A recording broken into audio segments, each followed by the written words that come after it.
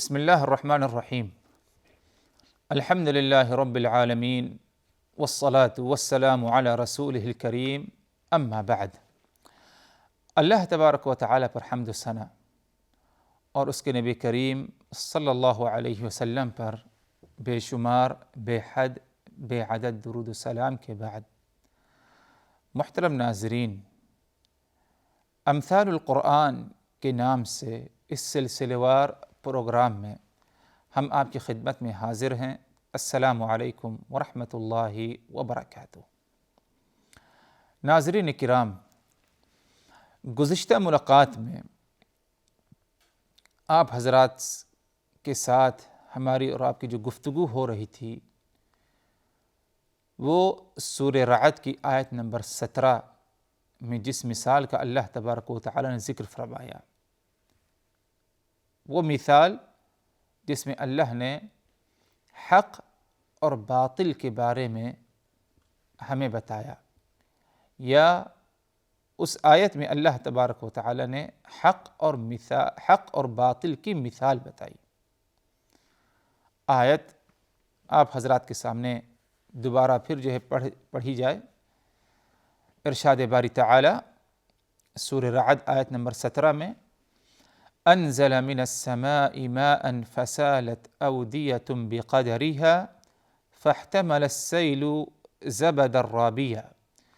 ومما يوقدون عليه في النار ابتغاء حلية أو متاع زبد مثله كذلك يضرب الله الحق والباطل فأما الزبد فيذهب جفاء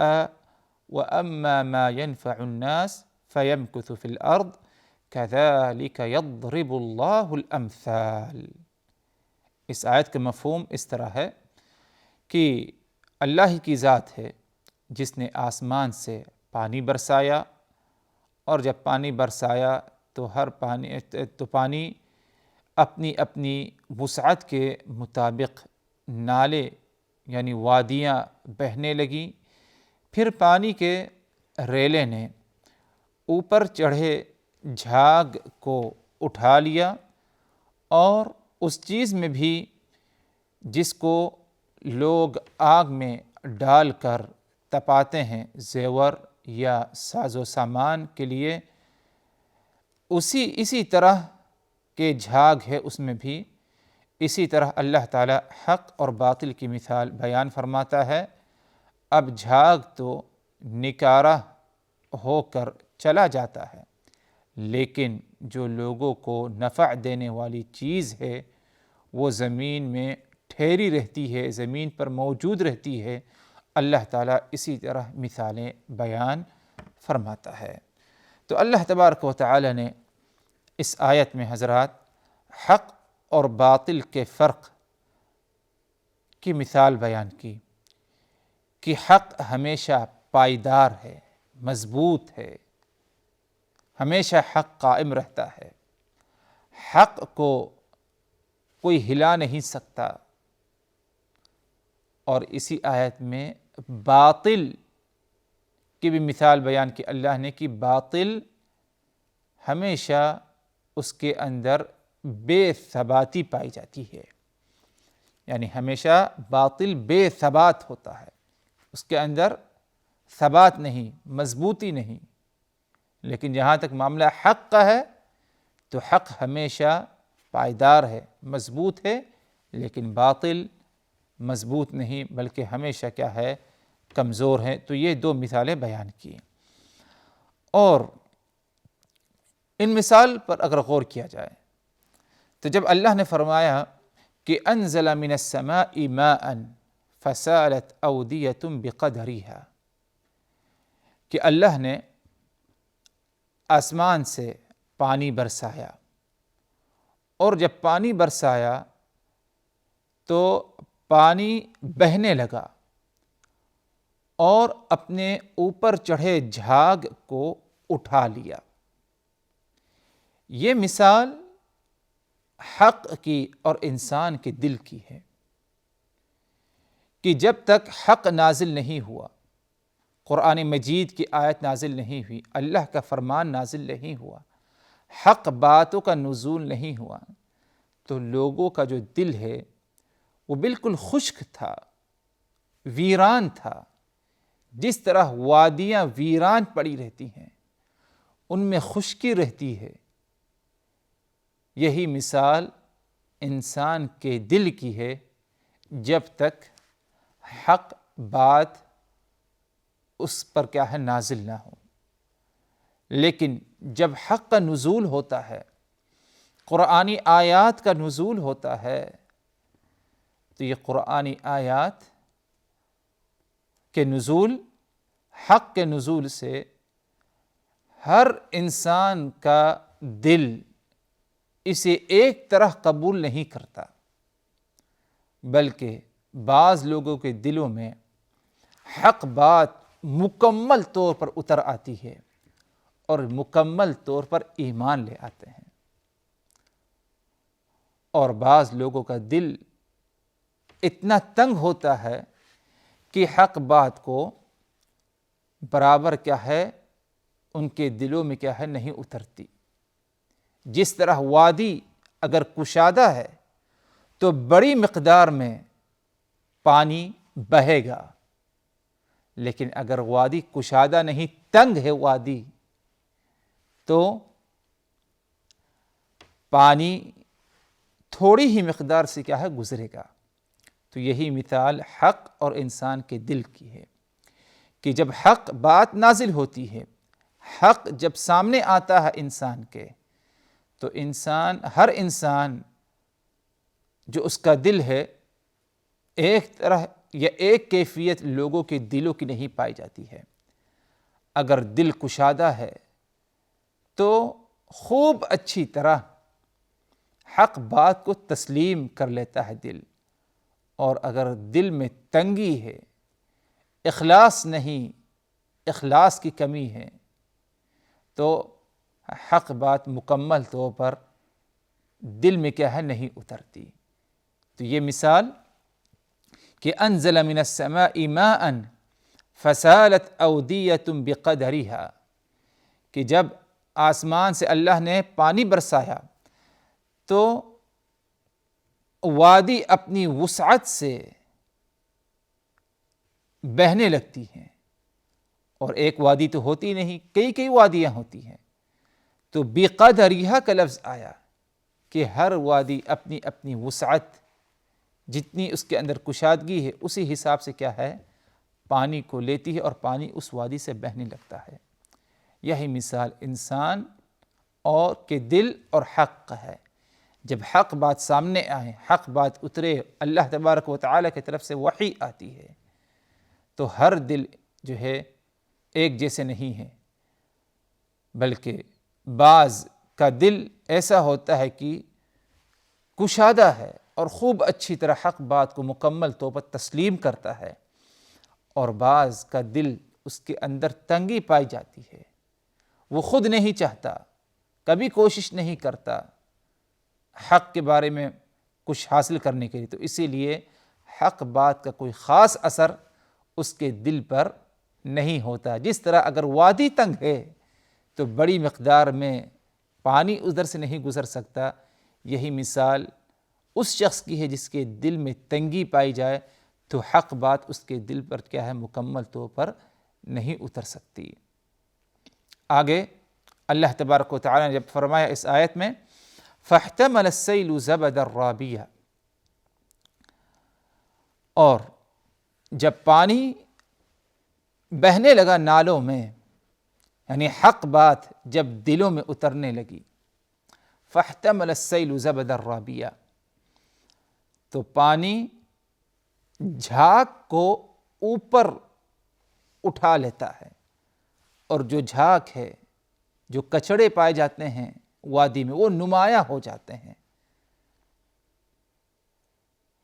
اور ادھر اگر غور کیا جائے تو اس بات کی طرف اشارہ ہے کہ جب حق انسان کے دل میں اترتا ہے تو جس قدر حق بات اتری ہے، اگر زیادہ یا تھوڑی، تو اسی قدر دل میں سے شبہات اور شہوات کی صفائی ہو جاتی ہے، کیونکہ انسان کے دل میں دو ہی قسم کی برائی پائی جاتی ہے، ایک تو شبہات کی برائی اور دوسری برائی شہوات کی ہے۔ شبہات جس میں کفر ہے، شرک وغیرہ ہے، شہوات جس میں کیا انسانی نفس کا میلان ہے برائیوں کی طرف، مال کا حریص بن جائے، نعوذ باللہ زناکاری وغیرہ ہے، یہ ساری برائیاں ہیں۔ تو دو برائی جو انسان کے دل میں پائی جاتی ہے، ان کی اصلاح کا جو بہترین طریقہ ہے وہ یہ کہ قرآن کی تلاوت کی جائے، قرآنی آیت پر غور و فکر کیا جائے، تدبر کیا جائے، اس کے ذریعے انسان کے دل کی اصلاح ہوتی ہے۔ تو اسی لیے جب اللہ نے فرمایا کہ پانی جب آتا ہے، وادیوں میں بہنے لگتا ہے، تو جھاگ اوپر آ جاتا ہے، جھاگ اوپر آ جاتا ہے۔ تو یہی مثال جب حق بات انسان کے دل میں اترتی ہے، تو جس قدر بات اتری ہے، حق بات دل پر آئی ہے، اتنا ہی کیا ہے اس کے اندر سے شبہات اور شہوات جو برائیاں اس کے دل میں ہیں وہ اوپر آ جاتی ہیں، اور جھاگ جس طرح ایک کنارے ہو جاتا ہے اور اسے لوگ کچھ اہمیت نہیں دیتے، تو اسی طرح شبہات، شہوات بھی انسان کے دل سے نکل جاتے ہیں اور دل میں ان کے لیے کوئی جگہ باقی نہیں رہتی جب حق بات ان کے دلوں میں کیا ہے اتر آتی ہے۔ آگے فرمایا اللہ تبارک و تعالی نے اسی آیت میں وَمِمَّا يُوقِدُونَ عَلَيْهِ فِي النَّارِ ابْتِغَاءَ حِلْيَةٍ أَوْ مَتَاعٍ زَبَدٌ مِثْلُهُ، اور اسی طرح لوگ آگ پر جب تپاتے ہیں، کس کو؟ سونا، چاندی، لوہا، پیتل وغیرہ ہے، اور تپانے کا مقصد کیا ہے آگ پر اسے ڈالنے کا؟ تاکہ اس کی مختلف شکلیں بن جائیں، زیورات کی شکل میں آ جائے، گاڑی وغیرہ لوہے سے جو بنتی ہیں اس شکل میں آ جائے، یعنی مختلف شکلوں میں اسے لانا یہ مقصد ہوتا ہے کسی بھی معدن کو تپانے کا۔ اور جب کسی معدن کو، چاہے سونا ہو یا چاندی یا کوئی اور معدن ہو جیسے کہ لوہا، پیتل وغیرہ ہے، آگ پر جب انہیں تپایا جاتا ہے، تو آگ پر جب تپایا جاتا ہے تو میل کچیل الگ ہو جاتا ہے معدن سے، معدن سے میل کچیل الگ ہو جاتا ہے، اور صرف خالص جو معدن سونا یا چاندی ہے وہ باقی رہ جاتا ہے، بالکل نمایاں ہو جاتا ہے۔ تو یہی مثال حق اور باطل کی ہے کہ کبھی حق اور باطل ایک ساتھ نہیں رہ سکتے۔ اگر باطل موجود ہے اور حق اگر آ گیا تو باطل کو الگ ہو کر بھاگنا ہی بھاگنا ہے، وہ حق کے سامنے کبھی کیا ہے ٹھہر نہیں سکتا، رک نہیں سکتا۔ تو جس طرح پانی سے جھاگ نمایاں ہوتا ہے اور جھاگ الگ ہو جاتا ہے، اسے لوگ اہمیت نہیں دیتے،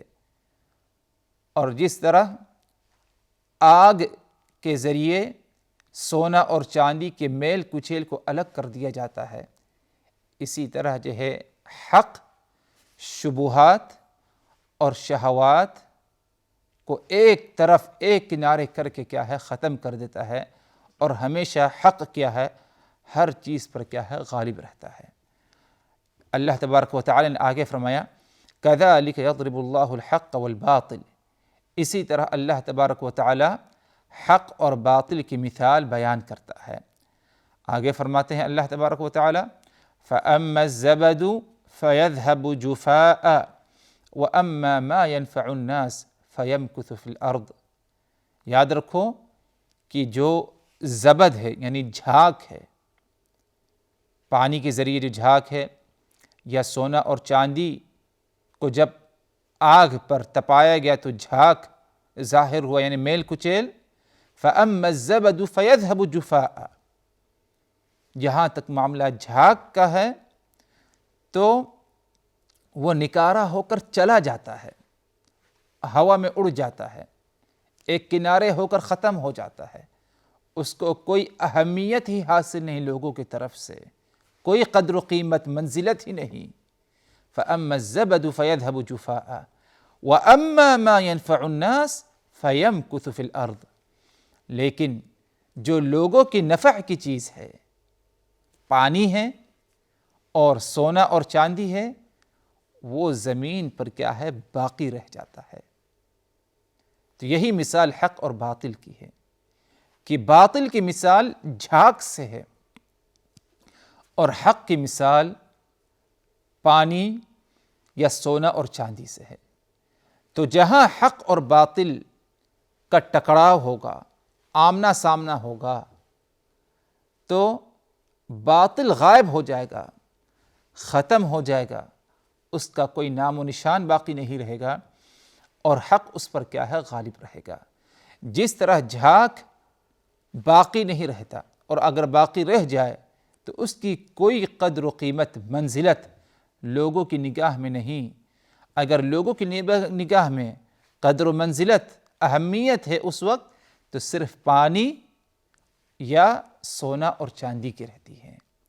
تو یہی معاملہ ہے حق اور باطل۔ جب حق اور باطل کا آمنا سامنا ہوگا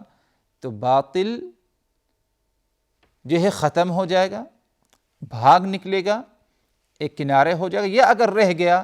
تو اسے کوئی خاص اہمیت، کوئی کامیابی حاصل نہیں ہوگی۔ لیکن جو حق ہے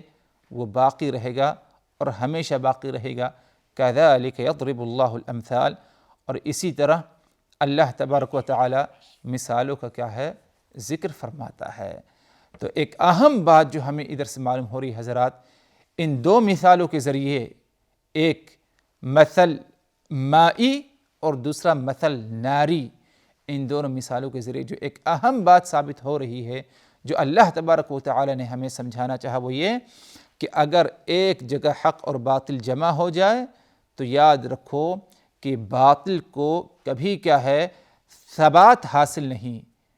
کبھی اس وقت ثبات حاصل نہیں ہوگا، کبھی اس میں کوئی دوام نہیں، بلکہ جس طرح ضبط ختم ہو جاتا ہے، جھاگ ختم ہو جاتا ہے، اسی طرح باطل بھی ختم ہو جائے گا، کوئی نام و نشان اس کا نہیں رہے گا۔ لیکن جو فائدے کی چیز ہے، حق چیز ہے، وہ حق بات کیا ہے؟ باقی رہ جائے گی۔